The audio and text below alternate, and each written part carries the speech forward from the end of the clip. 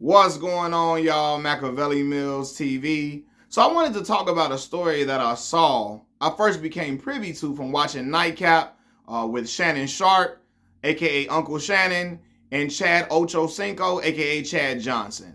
So they were discussing this incident of a black man being racially profiled in Ohio, right? They broke down the story. They played the footage from from the Ring camera, displaying the whole situation. And matter of fact, this morning they had the man who was racially profiled and his wife, who defended him in the situation. He had both of them come on to Nightcap to discuss the whole incident, right? So black brother by the name of Damichael Jenkins. He's a seasoned real estate developer. He's an investor. He's a custom home designer. He lives in an affluent neighborhood in Ohio, right? Well-to-do neighborhood. He's living there. He pulls in. He's sitting outside of his house, actually, admiring the Christmas lights that he put up. I'm assuming him and his wife put up together, right?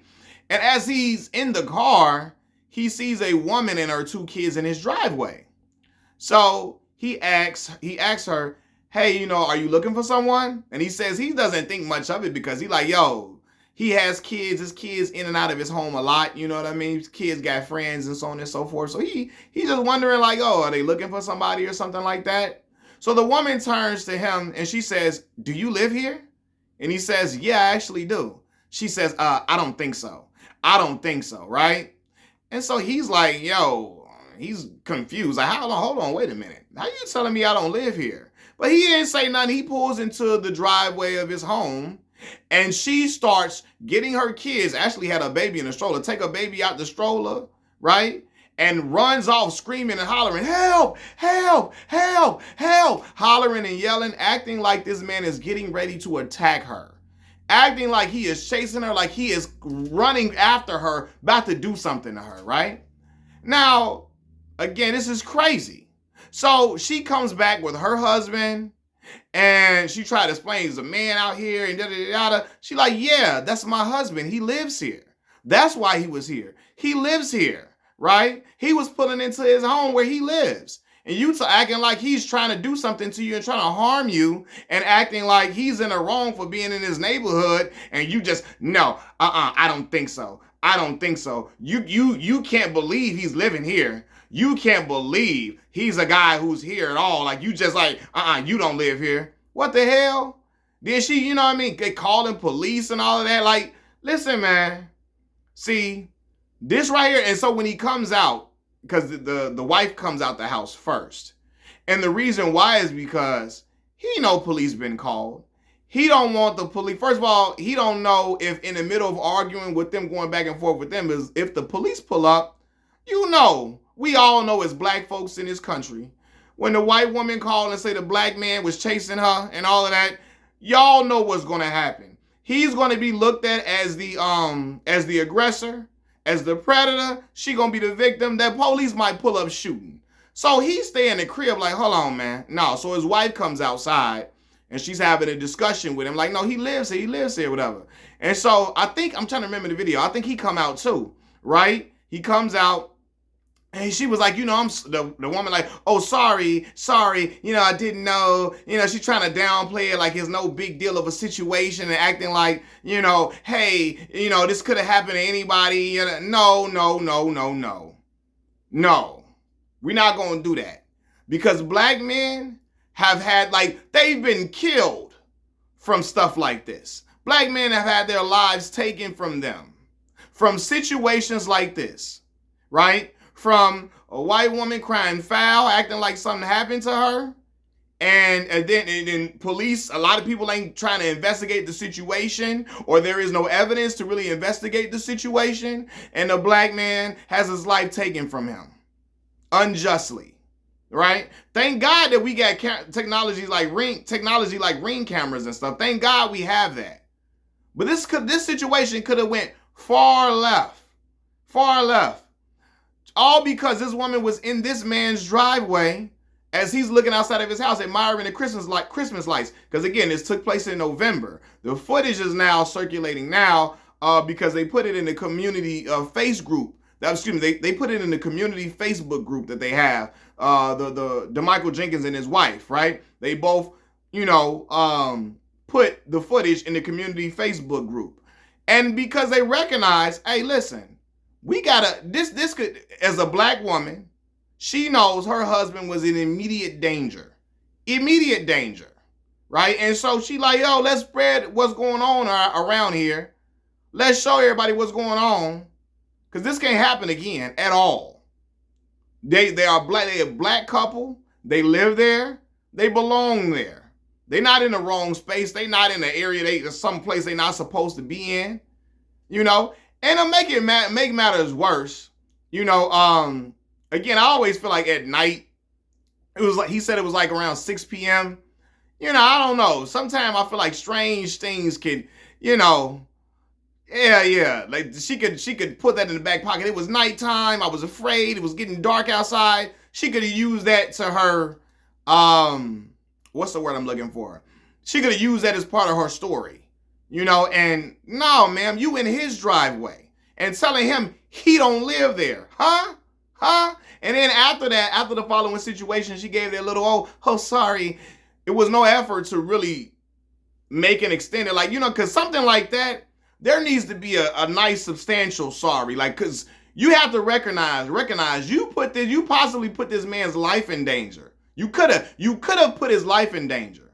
You could have had him taken away from his family, all because you racially profiling him, wanting to act like Jason Voorhees is chasing you, acting like Freddy Krueger chasing you up the street when you sit in front of his house telling him he don't belong there. He designed that house from the ground up. Right? And then, when I'm listening to him talk about the situation, he says, when my younger years, when I was younger, I got arrested before when I was younger, got into some trouble as a youth. I changed my life around, went and got into to real estate development and investing, and I've done very well for myself to take care of my family, my wife, my kids, for we can live in a nice home and live in a nice area, nice neighborhood, and so they can basically live good, And after this, you get profiled like this. Now, there's another thing too. He said, you know what? I didn't even want to be around when the police came. I wasn't even outside for real, because initially, again, black folks in general know how a lot of us get weary in interactions with police, especially what has happened to our black folks throughout the history of time. But recent years, we've seen it. Recent years, we've seen black folks have their life taken from them unjustly, And he like, yo, I don't even want to be outside when the police come initially, you know what I mean? But then he like, yo, wait a minute, it's my wife outside, you know what I mean? I can't have her outside by herself. But when the police come though, no, because first, no, excuse me. First, he wasn't going to come outside when the wife was talking to the woman, but like, yo, I can't have her outside by herself. I got to come out here, right? I think he said when the police came, he didn't come out because, again, he nervous about having his life taken, especially when they know, if they find out, he'd been arrested in his youth or whatever, you know what I mean? He ain't trying to go to jail again off some BS, or not even go to jail. He ain't trying to get his life taken from him, because people might see him as an aggressor. He has locks in his hair. He's like, I got locks, I got tattoos. People might, but he don't look like no crazy criminal looking dude, or nothing crazy outlandish, nothing wild at all. But he got locks, he got tattoos, look like a regular dude, man. You feel me? Black man, look like a black man, come from a black neighborhood, man. And talk like what's the word I'm looking for? You can tell he is an upstanding brother. He's an upstanding brother from interacting with him and all of that. I shouldn't say talk like, because people can talk in use different colloquialisms when talking. They can have a certain vernacular, a certain accent, whatever. That don't mean they bad people or nothing. So I had to correct myself. Because as black folks, we all got different vernacular that we use or whatever. And we have certain slang that we use that don't mean we bad people or rough people, But yeah, man, like, I'm sitting and listening to him talking. He like, man, yo, this is crazy. This is crazy. You know, I've done well for myself, changed myself, my whole life around, and I want to live in a nice area. And this is what happens. We still living in times where non-black people, non-black people, whether it's white, Asian, whatever, look at black people and think, what the hell you doing over here? You can't be living over here. You can't be driving that car. You can't be, having this nice clothing or nice jewelry or living, like, what the hell? And again, that woman hollering and screaming, using her predatory white feminism. That's predatory white feminism. Hollering, oh, help, hollering and screaming. Ain't nobody doing nothing to you, ma'am. And then there's no apology. Like, after the fact, that little half-hearted, oh, sorry, he could have happened to anybody. No, don't try to downplay it. You got to recognize you put this man's life in danger potentially. So, yeah, they should have had some flowers at the door, all type of stuff saying sorry.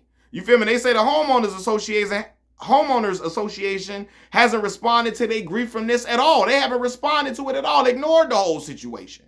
This is BS, man. And I know some of y'all gonna say, well, we shouldn't try to live amongst white folks. Some people just want to live in nice areas. And white folks happen to be in them areas that are looked at as nice and affluent. You know what I mean? And nice houses, we're having nice houses and stuff. So, but this is crazy though. Crazy.